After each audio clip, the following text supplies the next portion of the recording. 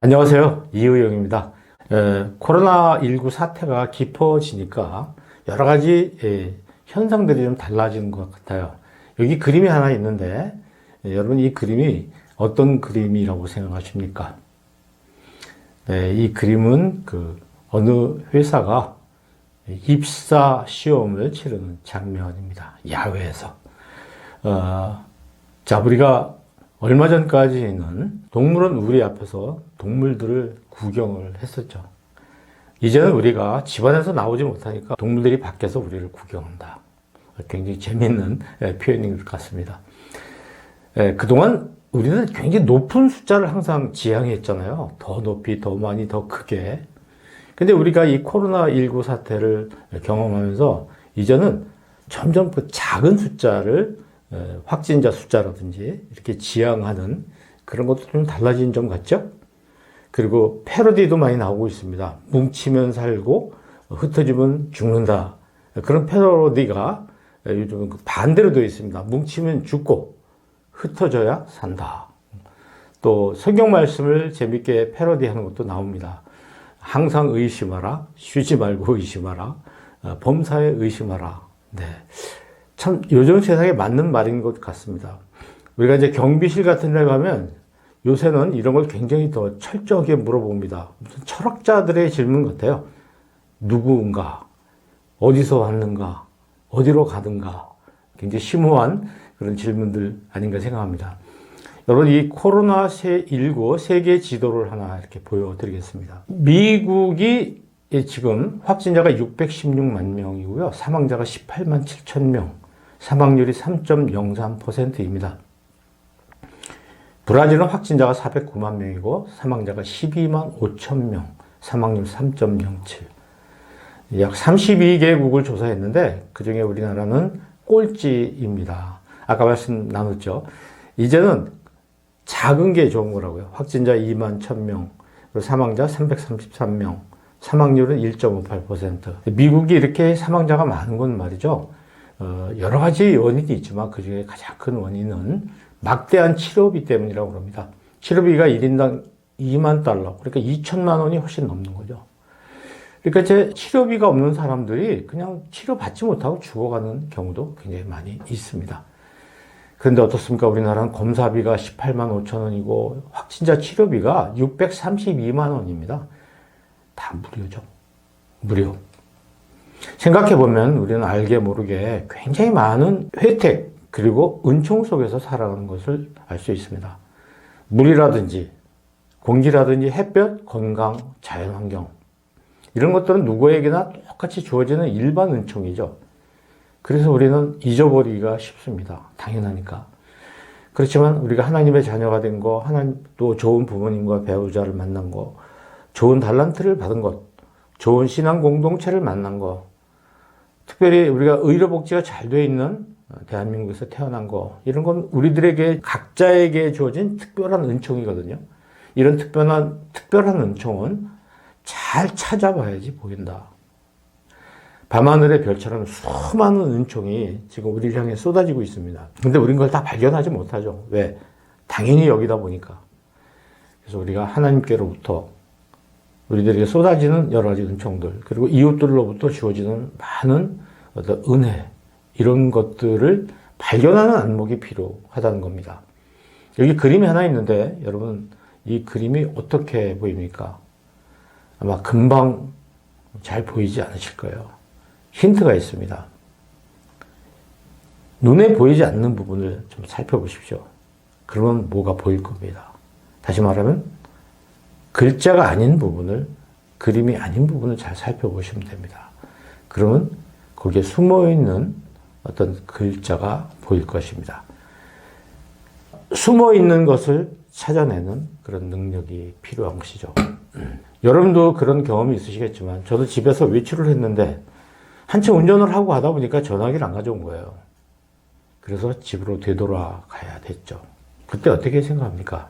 전에는 난 왜 이 모양일까? 이런 자기를 탓하는 그런 때가 많았습니다. 그러니까 그날 기분이 굉장히 나빠집니다. 믿지 않는 사람들은 일진이 나쁘다 이렇게 얘기를 하죠. 이런 마음에서는 감사가 나올 수가 없습니다. 우리들에게 남아있는 부분을 이렇게 살펴보는 긍정적인 안목이 필요합니다. 뭐가 남았는가? 스마트폰을 안 가져온 걸 지금이라도 알았으니까 얼마나 고마운 일입니까? 더 가서 알게 되면 더 많이 돌아와야 되는데, 그렇게 생각하면 그날 참 기쁜 마음으로 즐거운 하루를 또 맞이할 수가 있겠죠. 제가 여러분에게 남, 숨, 특, 조라는 4가지 단어를 소개를 합니다. 남은 건 뭘까요? 남은 걸 보자는 겁니다. 숨은 건 뭘까요? 숨어 있는 걸 보자. 특은 뭘까요? 좀 특별하게 보자는 겁니다. 당연하게 보지 말고. 그리고 조는 뭘까요? 좋은 쪽을 보자. 이런 그 4가지 남, 숨, 특, 조라는 이 4가지의 렌즈로 세상을 보면 우리는 굉장히 하루를 행복하게 살 수 있다고 생각합니다. 문제는 이제 이렇게 발견한 고마운 마음을 기억을 해둬야 되잖아요. 그래야지 우리들에게 백신이 될 수 있습니다. 기억해두는 가장 좋은 방법은 그 마음을 기록해두는 겁니다. 그래야 우리들에게 계속해서 잊혀지지 않고 백신이 될 수가 있죠. 여러분, 조금 작은 노트를 하나 좀 준비하십시오. 아니면 스마트폰에 매일 감사 또는 감사일기 이런 앱들이 굉장히 많이 나와 있습니다. 그걸 하나 다운받으시면요, 매일매일 감사일기를 쓸 수 있어요. 그리고 다른 사람이 쓴 감사일기를 보면 이런 것도 감사할 수 있구나. 이렇게 되면 우리의 매 순간이 달라지고 하루가 달라지고 한 주간이 달라지고 매일 인생이 달라질 거라고 생각합니다. 그리고 무엇보다도 감사일을 계속 씀으로써 감사에 대한 시력이 굉장히 좋아집니다. 글쎄요, 여러분 잘 아시겠지만 처음에는 감사 찾기가 참 어렵습니다. 감사거리라는 것이 내 삶 속에 뭐가 있는지 잘 모릅니다. 그러나 감사일기를 자꾸 써보다 보면 이제 50개도 쓸 수 있고 100개도 적을 수가 있게 되죠. 자, 여러분 가장 섭섭할 때가 언젠가요? 이런 거 아닙니까? 남한테 뭔가 베풀어 줬는데 그 사람이 반응이 없을 때 섭섭하죠. 저도 다른 사람에게 뭔가 선물을 하기도 하고 그런데 반응이 없으면 굉장히 우울해집니다. 이게 왜 반응이 없느냐면 뭐가 당연한 거 아니야? 하는 그런 특별하지 않다고 느끼기 때문에 그런 것이죠.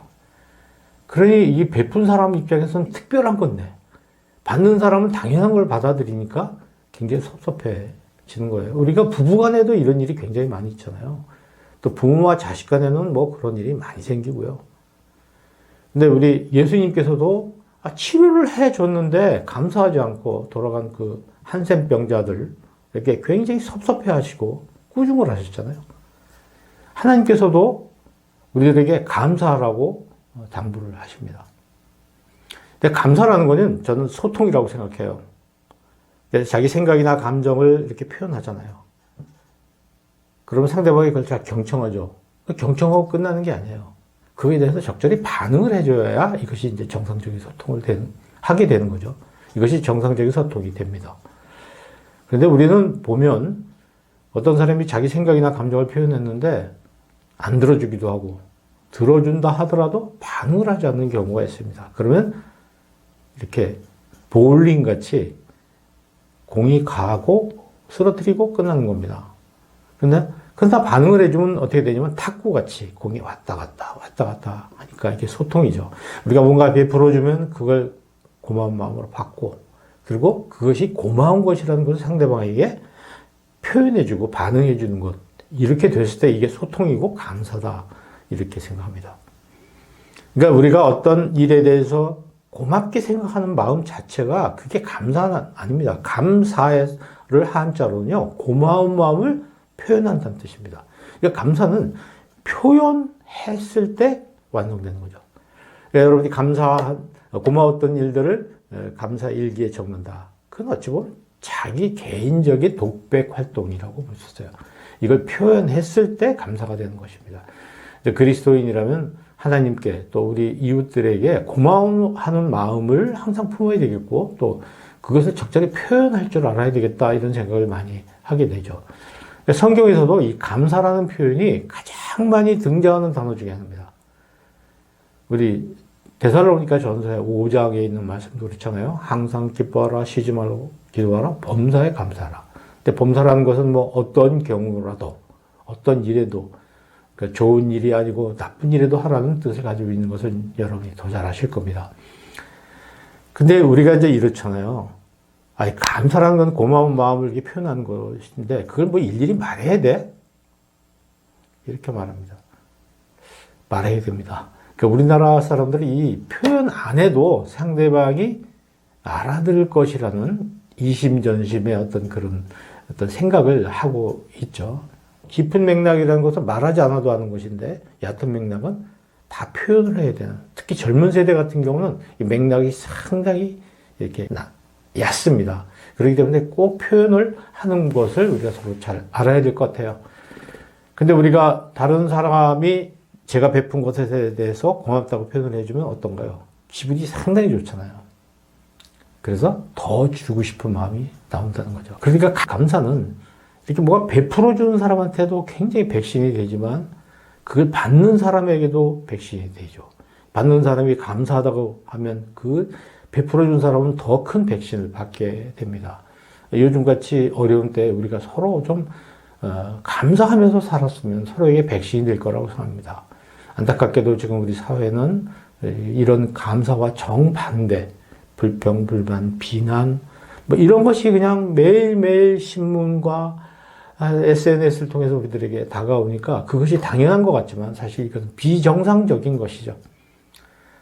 감사 표현은 펌프의 마중물입니다. 여러분, 펌프질을 할 때 이렇게 한 컵의 물을 이렇게 부어줘야죠.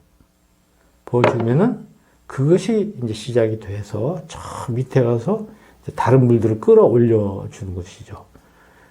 우리에게 베풀어준 사람을 감동시켜야 됩니다. 표현해야 됩니다. 그러면 더 많은 감사거리가 우리들에게 다가오는 거죠. 근데 저도 마찬가지입니다. 제가 여러분하고 같이 이 이야기를 나누지만 이것은 제 자신을 향해서 하는 말이기도 하죠.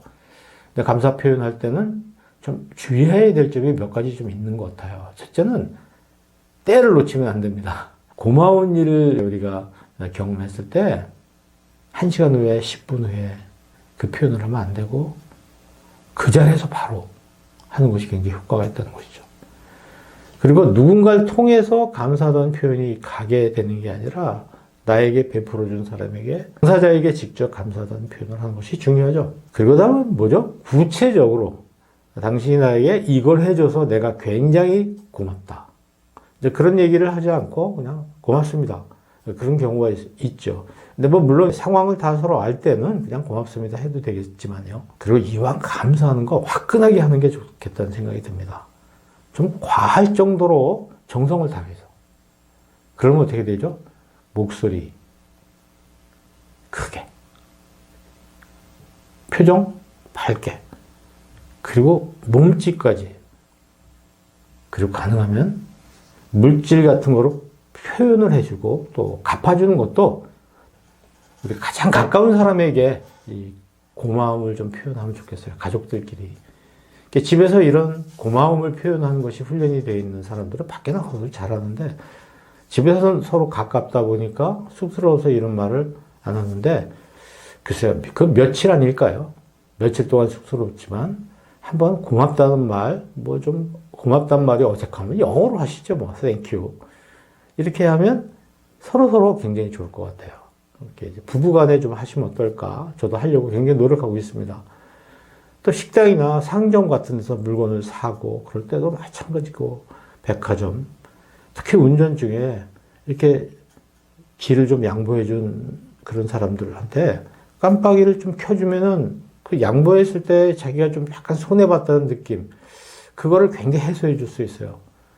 그런데 큰맘 먹고 들어가게 해줬는데 그냥 가는 거예요.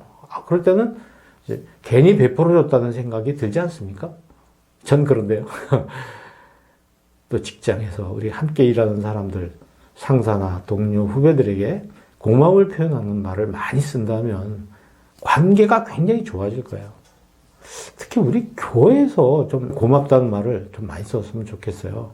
그 설교하신 목사님에게 끝난 다음에 고맙다는 말을 해주시고, 또 요즘 우리가 영상으로 이렇게 설교를 듣기도 하잖아요. 그럴 때 그 댓글에다가 또 고맙다는 말을 한마디 해주고, 저는 강의를 많이 하는데 강의한 다음에 강의 들은 사람이 저한테 피드백을 해주면 그게 엄청난 힘이 됩니다. 굉장히 도움이 되고 기분이 좋고 막 보람을 느끼게 돼요. 그러니까 우리 설교하시는 목사님들도 참 설교 준비 굉장히 힘들거든요. 저도 이제 이 강의 준비를 하기 위해서 얼마나 애를 많이 씁니까? 그랬을 때 이 강의를 듣고 참 자기의 도움이 됐다, 고맙다 이런 표현을 이렇게 들으면 그동안 내가 고생한 게 정말 보람이 있구나 이런 걸 느끼는 거거든요. 또 우리 찬양대, 전 오프라인 예배에서는 찬양대가 찬양을 하고 예배가 끝난 다음에 한 번 더 부를 때 전 남아서 끝까지 듣고 박수 한번 쳐주고 나옵니다. 물론 제가 이제 찬양대 지휘자 출신이니까 더 그렇지만은 그 박수 한번 쳐주면요 보약인 것 같아요. 그렇습니다. 특히 또 SNS 같은 거 댓글에 여러분 좀 고맙다는 말을 좀 자주 쓰면 참 좋겠다는 생각이 듭니다. 어떤 분은 그 택배 기사한테 이제 물건이 오게 되잖아요. 그러면 생수 한 병을 밖에다 이렇게 내놓습니다. 포스트잇에다 한마디 써서 고맙습니다. 좀 그렇게 우리가 실천해보면 어떨까? 그런데 저도 잘 몰랐는데 이 택배 기사들께서 이 물건을 이제 갖다 주시고 몇 시에 갖다 놓겠습니다. 문자가 오거든요. 간 다음에 제가 고맙습니다 하고 문자를 보냈어요. 그랬더니 어느 날 어떤 분이 그런 말씀을 하세요. 제가 이거 답변을 할 시간이 없습니다. 그러니까 고맙단 말을 안 해주신 게 우리 택배하는 사람에게는 도움이 됩니다. 깜짝 놀랐습니다. 감사 문자는 안 보내야 그분이 더 일을 잘하실 수 있겠다는 생각을 하게 됩니다. 그런데 이제 우리가 인사를 이렇게 참 잘하고 고맙다고 하는데 그 인사를 잘 받아주셔야 돼요. 분은 오늘 이렇게 애써주셔서 대단히 고맙습니다 하고 인사를 했더니 이분이 저보고 네 그러더라고요. 퉁명스럽게. 그 순간에 그러니까 당연히 내가 이렇게 인사를 해야 되는 거구나. 그걸 그 사람한테 느낀 거예요. 그러니까 다음에는 그 사람한테 뭐 이렇게 인사를 또 하고 싶은 마음이 없어지고 좀 어색해지는 겁니다. 인사를 할 때 인사를 잘 받아주는 것도 좋은데 서양에서는 thank you 이렇게 얘기하면요. 가만히 있잖아요. You are welcome 이렇게 얘기를 하거든요. 제 집에 손주들한테 지금 이거 열심히 가르치고 있습니다. Thank you, you are welcome. 우리말로는 상대방이 고맙다고 하면 저도 고맙습니다. 별 말씀을요. 오히려 제가 천만에요. 이렇게 좀 대답을 더 좀 뭐랄까요. 적극적으로 해주시면 참 좋겠어요. 감사 인사를 했을 때 반드시 받아주고 응답해야 된다는 거. 그 간의 좀 관계는 다음에 끊어진다는 것입니다. 자, 여러분들에게 한 가지 제안을 하겠습니다. thank you 운동인데요. thank you라는 건 뭐냐면 10번 이런 뜻이죠. thank you 이렇게 하면 thank you가 돼요. 발음이 비슷해서 이름을 이렇게 지었습니다. thank you. 그러니까 하루에 10번 입으로 꼭 다른 사람에게 고맙다는 말을 하면 좋겠어요.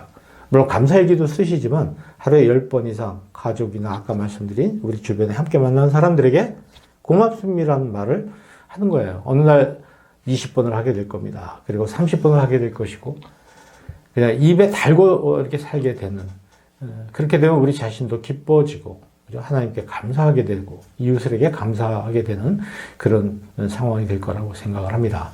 여러분 감사합시다. 감사가 백신이죠. 감사가 사랑이고요. 감사가 소통입니다. 오늘도 제 강의를 들어주셔서 대단히 고맙습니다. 덕분입니다. 고맙습니다.